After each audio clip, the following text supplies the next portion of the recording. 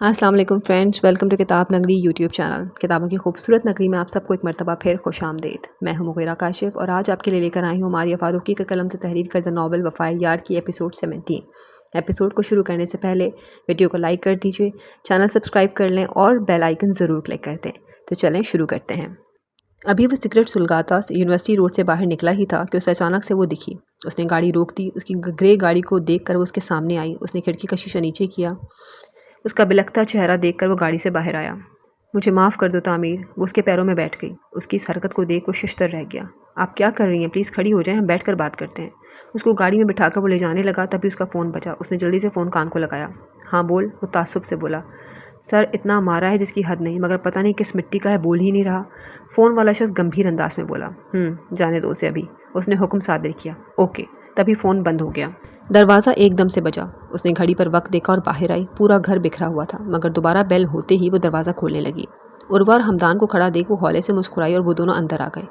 ये कौन सी जंग अजीम हुई है तुम दोनों में? हमदान अंदर आते ही बोला। कुछ नहीं, वैसे ही, वो मुस्कुराती हुई बोली। चलो उर्वा, 1 घंटे तक आता हूँ, नीचे से ही कॉल करूँगा, आ जाना। वो आयतल से मिलते हुए बोला। क्या मतलब है, कहाँ जा रहे हैं आप? हमदान की बात सुनकर आयतल फ़ौरन बोली। यार मैंने एक डॉक्टर से मिलना था।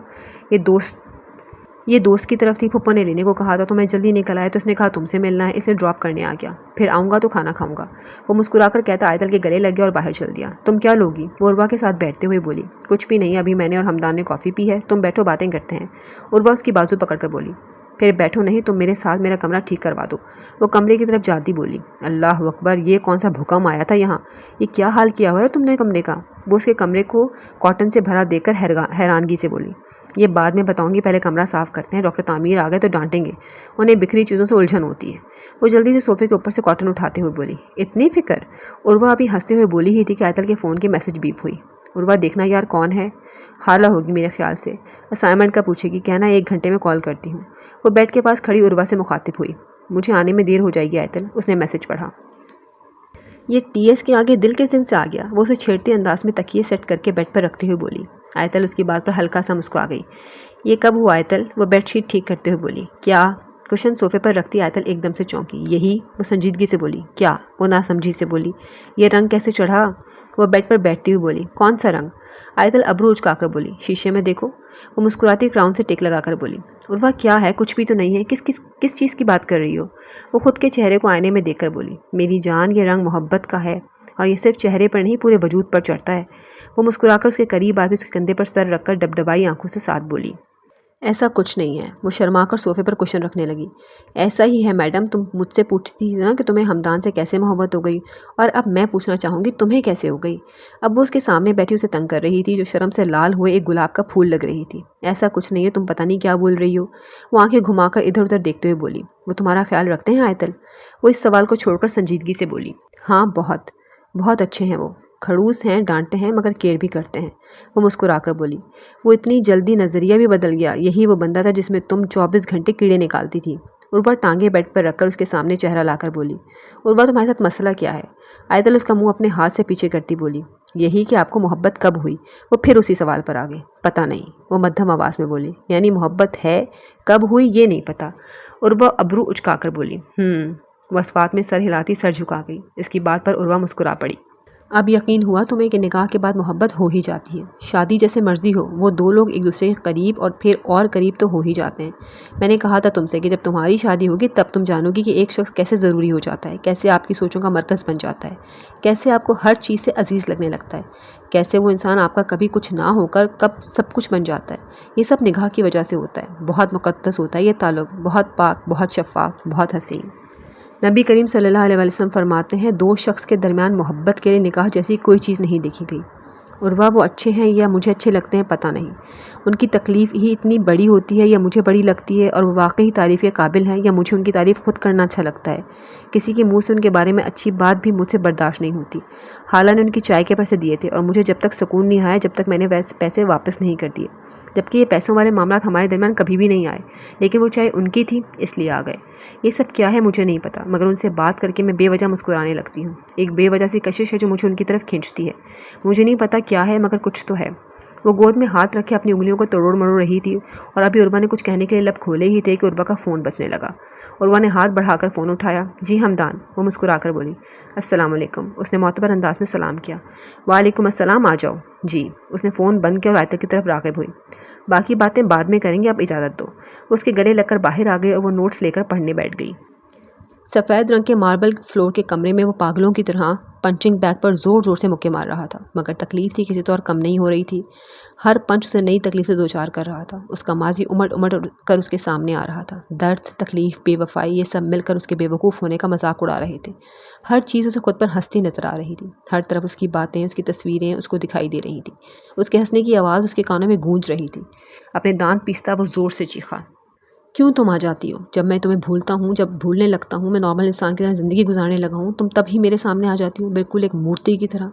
क्यों तुम मेरे दिमाग पर दीमक की तरह चिमट गई हो? क्यों उतर नहीं जाती? क्यों तुम्हारी बातें, तुम्हारी आदतें आयतल से इतनी मुमासलत रखती हैं?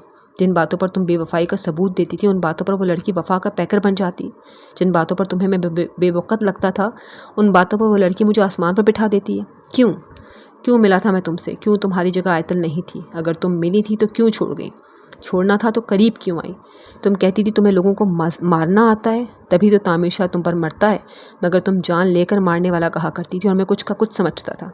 क्यों मैं तुम्हारी हर बेपरवाही पर इस बात का अंदाज़ा नहीं कर सका कि तुम मुखलिस नहीं हो? क्योंकि जब भी मुझे सनाबिल कहता कि तुम मुझसे मोहब्बत नहीं करती, मैं क्यों हमेशा उससे लड़ पड़ता था कि नहीं, ऐसा नहीं है।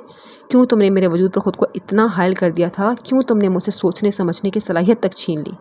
औरत मर्द को पागल करने का फ़न जानती है, ये बात जानने के बावजूद क्यों मैं खुद को संभाल न सका? क्यों? गुजारो कतार वहाँ चीख रहा था। गुस्से से उसकी दिमाग की शरियानें फटने को तैयार थी, मगर वो किसी तौर नहीं रुक रहा था। आखिरकार पंचिंग बैग को शायद रहम आ गया। उसने खुद को रेज़ा रेज़ा करके उसको तकलीफ से दूर करना चाहा। पंचिंग बैग के फटते ही वो घुटनों पर हाथ रखकर चीखा और सीधा खड़ा हो गया। उसके सफ़ेद हाथ अब सुर्ख हो चुके थे, उंगलियों की हड्डियाँ फटने को तैयार थीं। दिल का दर्द उसके वजूद को काट कर फेंक रहा था।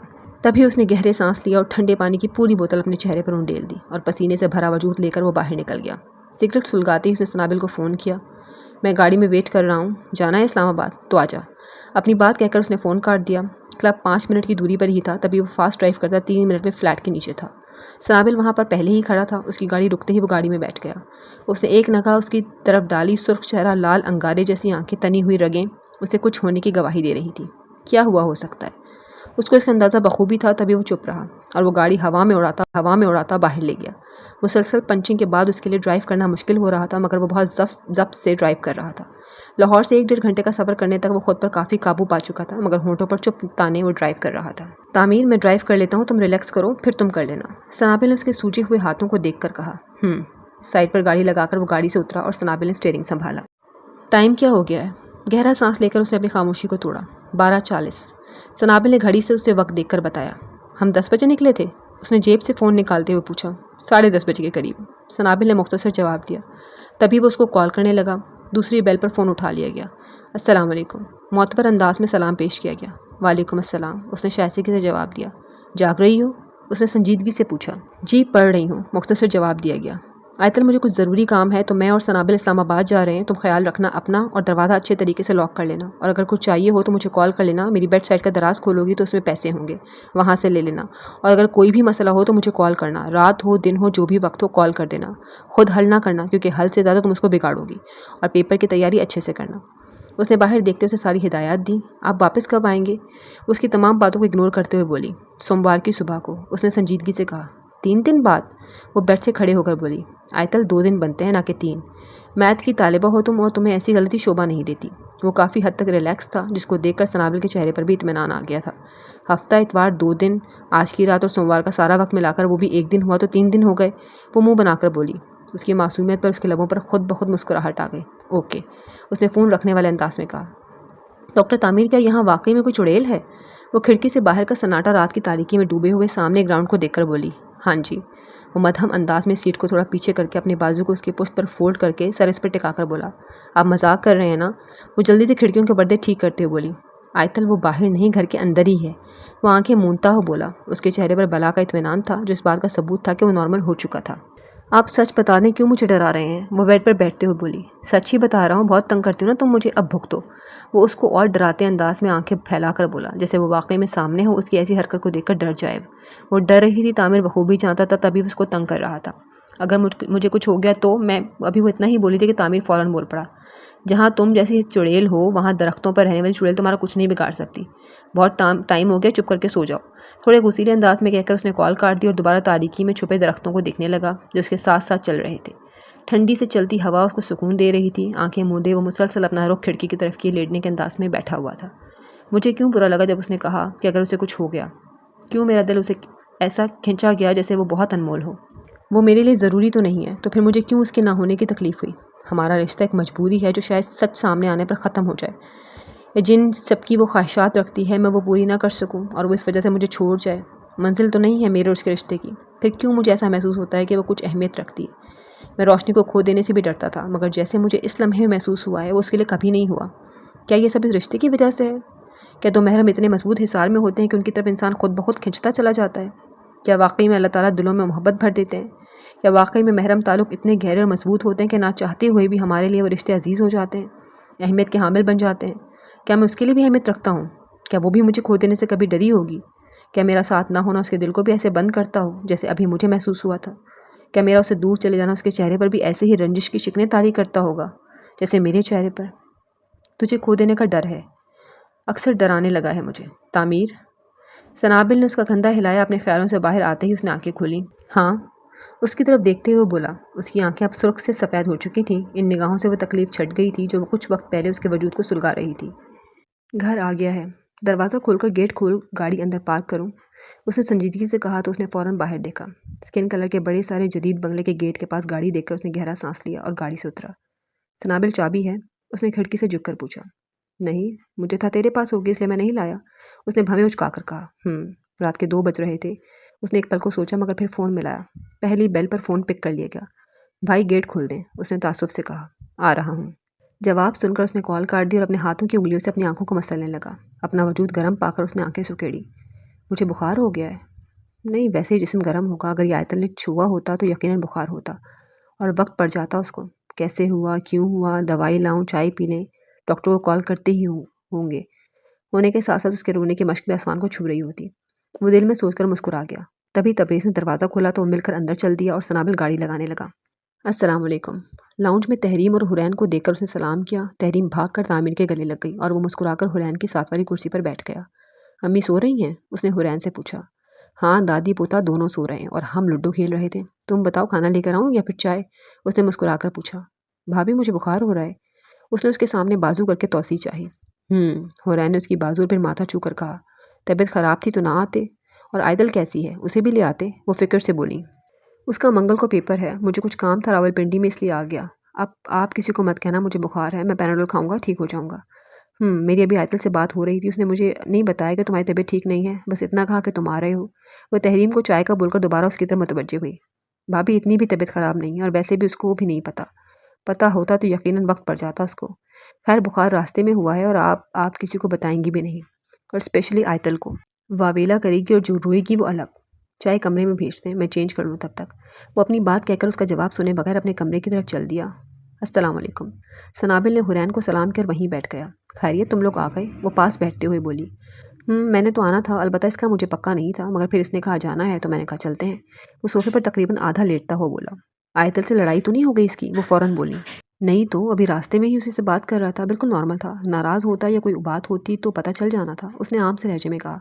तभी तहरीम चाय ले आई। उसको चाय देकर वो तामिर के कमरे की तरफ चल दी। तहरीम, पैनाडोल और पानी भी लेकर जाओ, सर दर्द कर रहा है उसका। हुरैन ने जाती तहरीम को रोका तो ओके भाभी कहकर किचन की तरफ चल दी। भाभी, ज़्यादा दुख रहा है उसका सर? सनाबिल तशवीश से बोला। ये तो उसको पता होगा, अलबत्ता बुखार हो रहा है उसको। हुरैन फिक्र अंदोज अंदाज में बोली। थकन की वजह से होगा। हुरैन क्यों परेशान हो रही? अम्मी को मत कहना, परेशान हो जाएंगी। तबरेज़ उसकी बात पर फ़ौरन बोला। नहीं बता रही, मना करके गया है कि ना अम्मी को बताओ ना आयतल को। वो मुस्कुराकर बोली। ये फ़िक्र करने लगा है उसकी। चलो, अच्छी बात है, वरना जैसे रिश्ता जुड़ा था मुझे तो डर ही लगा रहता है कि कुछ हो ना जाए। तबरेज़ ऊपर देखते हुए बोला। उनके रिश्ते को कुछ नहीं होना भाई, क्योंकि वो लड़की निभाने वालों में से है। वो इतना तहम्मुल से इस लड़की को अपना आदी बना रही है ना, जिसकी हद नहीं। आज महज फ़िक्र और इज्जत का रिश्ता है, कल को ये मोहब्बत में बदला नजर आएगा। सनाबिल इत्मीनान से बोला तो हुरैन और तबरेज़ दोनों मुस्कुरा दिए। अपने बेड पर बैठा वो फ़ोन चला रहा था कि तभी आयतल की कॉल आ गई। ये अभी तक सोई नहीं। उसने कलाई पर बंधी घड़ी देखी। हेलो, वो फ़िक्र अंदाज में बोला। डॉक्टर तामीर प्लीज़ वापस आ जाएं। वो दबे अंदाज में एकदम से चीखी। क्या हो गया आयतल? वो क्राउन से पीछे होकर बोला। मुझे बहुत डर लग रहा है, प्लीज़ अल्लाह का वास्ता वापस आ जाएं। वो अब रो देने को थी। आयतल कुछ नहीं है, वहाँ दूध पाक पड़ती हुई लेट जाओ, नींद आ जाएगी। आयतल आराम से सो जाओ, फिर पेपर्स में प्रॉपर नहीं सो सकोगी और फ़ायदा तबीयत ख़राब करवाने का, उसने समझाते अंदाज में कहा। टीएस मैं कोशिश कर रही हूँ मगर मेरी आंखें बंद ही नहीं हो रही। मैं कभी घर में भी अकेली नहीं रही हूँ। यहाँ पीछे दरख्तों से मुझे आवाज़ें आ रही हैं जैसे वहाँ कोई मौजूद हो।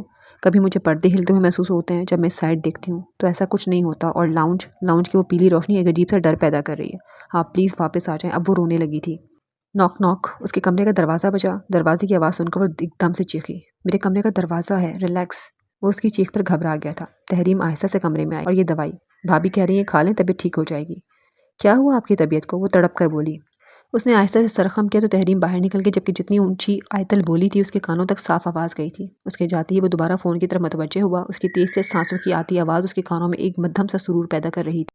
कुछ नहीं हुआ, वैसे ही सर दर्द कर रहा है, तुम सो जाओ। मैं वीडियो कॉल करता हूँ तुमसे, अपने सामने रखना और आराम से सो जाना, ओके? उसने प्यार से कहा और वो सर खम कर गई जैसे वो उसके सामने हो और उसको देख रहा हो। तभी उसने वीडियो कॉल की।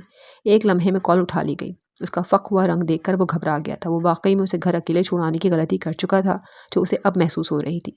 सो जाओ आयतल, मैं यही हूँ, तब तक कॉल बंद नहीं करूँगा जब तक तुम सो नहीं जाती। अपने माथे पर आए बालों को वो पीछे करता हुआ बोला। ये आपके हाथ पर क्या हुआ है? वो उसके सुर्ख सूजे हुए हाथ को देखकर बोली।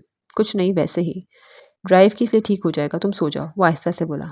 ड्राइव करने से हाथ नहीं सूझते? मुझे आती है ड्राइविंग। वो फ़ोन अपने सामने रखती तकिए पर सर रखकर बोली। सूजन हो जाती है जब इतनी ठंड में चलाओ गाड़ी। तुम सो जाओ, चलो शाबाश। वो पिचकारते अंदाज में बोला। उसकी बात पर वो आहिस्ता से आंखें मूंद गई और वो अपना फ़ोन सामने रखकर चाय पीने लगा। क्या लड़की हो तुम। मैंने पहले मोहब्बत न की होती तो यकीनन मुझे तुम्हारी इतनी परवाह देखकर तुमसे मोहब्बत नहीं इश्क हो जाता। डर से चेहरे का रंग उड़ चुका है मगर फिर भी फिक्रमंदी मेरे लिए। You are best wife of the world आयतल, मगर काश तुम्हें भी वैसा इंसान मिलता जो तुम्हारे इस जज्बे की कदर करता, तुम्हें अपने सर आंखों पर बिठाता। पहले मुझे लगता था कि शायद इस रिश्ते को चलने देना चाहिए, मगर नहीं, इस रिश्ते का टूट जाना ही बेहतर है। मैं इसीलिए किसी को पता लगने नहीं देना चाहता था कि तुम कौन हो, मगर वो मजबूरी थी। तुम्हें बदनाम होता भी नहीं देख सकता था। तुम खुशियों से क्यों महरूम रहो? तुम्हें क्यों अपनी ख्वाहिशात का गला घोटना पड़े, महज इसलिए कि तुम्हारे वालिदैन ने तुम्हारी शादी मुझसे की है? तुम्हारा मेरा तो कोई जोड़ ही नहीं था, मगर पता नहीं क्यों। मगर कुछ दिन में सब सामने आ जाएगा, तब मैं तुम्हें खुद तुम्हारे घर छोड़ कर आऊँगा। वो उसके चेहरे को बगौर देखे क्राउन से टेक लगाए बैठा था। सनामिल भाई, आपके रूम में मेरे डिज़ाइन हैं, आर्टिकल्स हैं, मुझे नहीं पता था आप आ रहे हैं, वरना मैं कहीं और रखवा देती। तहरीम बेचारगी से बोली। कोई बात नहीं, मैं तामीर के रूम में सो जाता हूँ। वो मुस्कुराकर उठ खड़ा हुआ। वो भाभी से बात कर रहे हैं, उसने जल्दी से कहा। वाह मेरा देवर और लेट नाइट कॉल, हुरैन हंसते हुए बोली। भाभी, आयतल तामीर का मूड चेंजर है। जब वो उदास हो उसकी आयतल से बात करवा दो, खुद ब खुद ठीक हो जाएगा। और वैसे भी वो कौन सा अब से बात कर रहा है? 12:30 पे फ़ोन किया था उसने आयतल को, तब से ही बात हो रही है। वो मुस्कुराता हुआ बोला तो सब हंसने लगे और उसके कमरे की तरफ चल दिया। पूरा कमरा गहरे अंधेरे में डूबा हुआ था। खिड़की से आती चांद की रोशनी उसके कमरे में एक खामोशी भरा सुरूर पैदा कर रही थी। बेड पर वो लेटा बाजू पर अपना सर रखा आराम से सो रहा था। उसके पास पड़े फ़ोन से आती रोशनी को देख तनाबिल आहिस्ता से उसके फ़ोन के करीब आया, मगर आयतल का सोता वजूद देखकर वो मुस्कुरा गया। खुदा तुम दोनों को बहुत खुश रखे। तुम दोनों में इतनी मोहब्बत हो कि एक दूसरे के बगैर तुम दोनों रह ना सको। खुदा इस लड़की की मोहब्बत तुम्हारे पूरे वजूद में भर दे, जिसकी महक तुम्हें इस लड़की के सिवा कहीं और जाने ना दे। कभी तुम्हें वो मनहूस औरत याद ना आए। उसने दिल से दुआ की और कुशन और फ़ोन को उसकी तरफ थोड़ा सा और खिसकाकर वो दूसरी साइड आराम से लेट गया। दोपहर के 3 बज रहे थे। आसमान पर बादल और सूरज के दरमियान आंख मचोले का मुकाबला चल रहा था। उर्वा इस्तराब में यहाँ वहाँ टहलती हुई कमरे में साया बना रही थी, जो खिड़की से आती बाहर की आंख मचोली खेलते सूरज से बन रहा था। कमरे में सिर्फ खिड़की से आती हुई रोशनी ही थी, जिसके बराबर में टेरेस का दरवाज़ा पर्दों में छुपा हुआ था। तभी मुलाजमा कमरे में आई। बाजी, आपको बड़े साहब ने बुलाया है, सब लाउंज में बराजमान है। उसने उसके सर पर बम फोड़ा। सब गुस्से में है क्या? उसने झिझकते अंदाज में पूछा। नहीं, नॉर्मल ही हैं। हमदान भाई का इंतजार हो रहा था, वो आए तो कहा कि आपको भी बुला लाऊं। अच्छा ठीक, तुम चलो, मैं आती हूँ। वो अपने रुके सांस बहाल करके जीने उतर गई जहाँ सब मौजूद थे। और वह बेटा यहाँ आए। अरमान साहब ने उसे अपने पास बुलाया। उसका दिल जोर से धड़का, मगर वो मरियल सी चाल चलती आरफ की तरफ देखकर उनके पास चल दी। जी मामू जान, उसने अटकती आवाज़ में कहा। बेटा, आपके बाबा के बाद मैंने हमेशा आपको अपनी बेटी की तरह पाला है। आयतल में और आप में कोई फ़र्क नहीं है बच्चे, मगर आयतल की इस हरकत के बाद से आप मुझे उससे भी ज़्यादा अजीज़ हो गई हैं, क्योंकि आपने हमारी इज़्ज़त नहीं उछाली। बाप के सर पर ना होने की वजह से हमें बदनाम नहीं किया। बहुत मोतबर हैं आप हमारे लिए। मेरे दोस्त का बेटा है, मैं उससे आपकी शादी करना चाहता हूँ। अमराह को एतराज़ नहीं है, मगर अगर आपको कोई एतराज़ है तो आप बिला झिझक कह सकती हैं। अरमान साहब की बात सुनकर उसके पैरों तले से ज़मीन निकल गई थी। हमदान एकदम सख्ते में आ गया था। उसने क्या कहा था और उसके बाप ने क्या किया था? दुख और तकलीफ से उसकी आंखें उमड़ने को तैयार थी। वो शल से बैठी अपनी गोद में रखे हाथ देख रही थी। तैमूर दोनों की कैफियत देखकर सर पकड़कर बैठ गया था। उन्होंने क्या सोचा था और क्या होने जा रहा था? पहले बात घर की थी, अब बाहर की एक फैमिली में मुलव्वस होने वाली थी। वो दोनों जानते थे कि उर्वा हाँ कर देगी और ऐसे ही हुआ। उसने इस बात में सर हिला दिया। मुझे कोई मसला नहीं है, उसने आंसुओं के गोले को हलक में दबाकर कहा। उसके हाँ कहते ही हमदान चेहरा मोड़ गया। मगर मुझे मसला भी है और एतराज़ भी। अरमगान साहब बुलंद आवाज़ बोले। उनकी आवाज़ सुनकर हमदान फ़ौरन पलटा। यहाँ आए बच्चे। अरमगान साहब ने हाथ के इशारे से उसको अपने पास बुलाया। वो शल होते कदमों के साथ दूसरे सोफे पर बैठे अरमगान साहब के पास गई। बच्चे, आयतल ने जो किया वो बेवकूफ़ी थी। वो किसी को पसंद करती है, वो ये बात अगर मुझे बता देती तो मैं उफ़ तक ना करता। अरमान तक तो बात ही बाद में जाने देता। अरमान मेरा बेटा है, मैंने कभी उसे अपना भाई नहीं समझा, हमेशा बेटा समझा है, बिल्कुल तैमूर, हमदान और आरिफ की तरह। आप तमाम बच्चों की तरबियत कुछ सख्त तरीके से लाजमी की है हमने, मगर आप पर सख्तियाँ लागू नहीं की बेटे। जब पसंद का हक आपको अल्लाह ने दिया है तो मैं या अरमान कोई नहीं होते आपसे वो हक छीनने वाले। एक बार आपका बताना लाजमी है कि आप किसको पसंद करती हैं। मैं चाहता हूँ आप नाम लें उस इंसान का। उस इंसान के बाप के पैरों में गिरकर ही मुझे रिश्ता क्यों ना मांगना पड़े, मैं मांगूंगा। मुझे कोई आड़ नहीं है कि बेटी वाला हूँ तो रिश्ता मैं क्यों मांगूँ, मगर मेरी एक दरख्वास्त है बेटा, आप उसका नाम ले दें एक बार, महज नाम, बाकी सब मैं खुद कर लूँगा। सब फटी आंखों से अरमगान साहब को देख रहे थे। उर्वा, नाम ले दो, वरना मजबूरन सच बताना पड़ जाएगा। मैं तुम्हें रुसवा नहीं कर सकता, प्लीज़। वो उर्वा की आंखों में देखकर बोल रहा था, जैसे आंखों की ज़ुबान हो और जिसकी आवाज़ सिर्फ उर्वा तक जा रही हो। अरमागान साहब, हमारे घर की बच्चियाँ ऐसी नहीं हैं कि वो यूं लड़कों को पसंद करती फिरें। समीना बेगम खुश लबों को तर करते हुए बोली। आयतल हमारे घर की ही बच्ची थी। अम्मी ने उसका रिश्ता जगम से तय किया था, तैमूर के कहने पर। वो चुप रही क्योंकि तैमूर ने कहा था कि उसकी एमएससी के बाद आप जहाँ कहेंगे हम उसकी शादी कर देंगे। शायद वो इस बात से खबरदार हो चुकी थी और वो जानती है जब फैसला मिलकर घर के सारे बड़े करें तो फैसला कभी नहीं पलटता। तो उसने गलत रास्ता इख्तियार किया। मेरी बहन ने ऐसा कुछ नहीं किया, हमदान फौरन से बोला। उल्लू के पट्टे खोते के पुत्र, बहन के मामले में कैसे चीख रहा है? पसंद के मामले में क्यों नहीं चीखा जाता तुमसे? उनकी बात पर सबने हमदान के चेहरे की तरफ देखा जो चेहरा झुका गया था। उर्वा बेटे बोलो। अरमान साहब ने उसकी तरफ देखा। ये नहीं बोलेगी, मशरकी लड़की है ना। हमदान गहरा सांस लेकर आगे आया तो अरमान साहब हंस पड़े। अमराह, दोगी तुम मेरे भतीजे को अपनी बेटी का रिश्ता? सुलझा हुआ डॉक्टर है, तुम्हारी बेटी को संभाल कर रखेगा। भाई मैं कैसे? वो परेशान सी हुई। जब मांग रहा है तो दे दो। दिलशाद बेगम फौरन बोली। जैसा आप सब चाहें, आपकी मर्जी। वो चुप कर गई। अरमान मेरे साथ आओ। अरमान साहब बाहर जाते हुए बोले तो वो चुपचाप उनके पीछे चल दिए। उर्वा को वो शख्स जुए के एवज हार गया था और उर्वा को वो अपने साथ लेकर गया ताकि उसे अन्य जुएबाज लोगों को दे सके। उर्वा ने आयतल को कॉल की थी, मगर वो हमदान ने सुन ली तो हमदान और तैमूर उसको लेने गए थे कराची। वो लोग बहुत ताकतवर थे, खून खराबा उनके बाएं हाथ का खेल था। तो हमदान ने पुलिस की मदद चाही तो उस खबीस इंसान ने यह कह दिया कि इसने मेरी बेटी की इज्जत ख़राब करने की कोशिश की है, कुछ नहीं लगता ये इसका। फिर आर्मी की मदद से ये लोग वहाँ से निकले और इसी वजह से ऐसे उर्वा को बचाने के लिए उससे निकाह करना पड़ा। ये निकाह 5 साल पहले हुआ था। वो 5 साल से उर्वा की इज्जत बचाए बैठा है और कैसे उसकी मनकूहा को हम, तुम समझ रहे हो ना। उन्होंने अरमान साहब के कंधे पर हाथ रखकर कहा तो वो परेशानी से बोले। भाई साहब, आपको इस सब का कैसे पता? कुछ नहीं, मेरा एक दोस्त है मुस्तफ़ा, उसकी तरफ जाना हुआ था। उसने अपने बेटे के लिए रिश्ता मांगा सानिया का, तो मैंने बताया कि उसका रिश्ता तय हो गया है। तो पूछा किससे? जब मैंने हमदान की तस्वीर दिखाई तो उसने बता दिया कि इसका तो निकाह हुआ था उसकी किसी फुप्पो की बेटी से। मैं समझ तो चुका था मगर तहकीक चाहता था। फिर मैंने परसों हमदान को उर्वा के कमरे में जाते देखा। मैं पिछले दरवाजे से गया ताकि पिछली खिड़की से सब सुन सकूं। उनकी बातें सुनी, फिर तुमसे यकीन हो गया कि उससे निकाह हुआ है उसका। तो बस, जब वो बताना नहीं चाहता, इस राज को राज रखना चाहता है तो भी रहने दो। उस बच्चे ने इतना बड़ा काम किया है, किसी की इज्जत बचाई है, तो तुम उसके इस राज को राज रहने दो। उसका अजर रब देगा उसे। अरमगान साहब की बात सुनकर वो उनके गले लग गए। भाई बहुत शुक्रिया, वरना मैं जाने अनजाने में गलती कर बैठता। वो मलामती निगाहों से बोले। तो मैं किस काम आऊँगा? अभी अंदर कहा तो है तू मेरा बेटा है। उन्होंने अरमान साहब का कंधा थपथपाया और अंदर बढ़ गए। आयमा, मिठाई तो ले आओ कि बेटे का रिश्ता पक्का होने पर खुश नहीं हो। अरमान साहब दिलशाद बेगम के पास बैठते हुए बोले तो आयमा बेगम मुस्कुराकर किचन की तरफ चल दी और हमदान और उर्वा ने एक साथ सुकून का सांस लिया, जबकि समीना बेगम और सानिया मुंह फुलाकर अंदर चल दी। भाभी, अरमान साहब ने रोकना चाहा। छोड़ दो अरमान, खुद ठीक हो जाएगी। अरमान साहब की बात पर वो चुप हो गए और आयमा बेगम सबको मिठाई खिलाने लगी। जी फ्रेंड्स, यहाँ पर अख्ताम पजीर होती है एपिसोड 17। आपको कैसी लगी हमें कमेंट्स में ज़रूर बताइएगा। अगले एपिसोड तक अपना ख्याल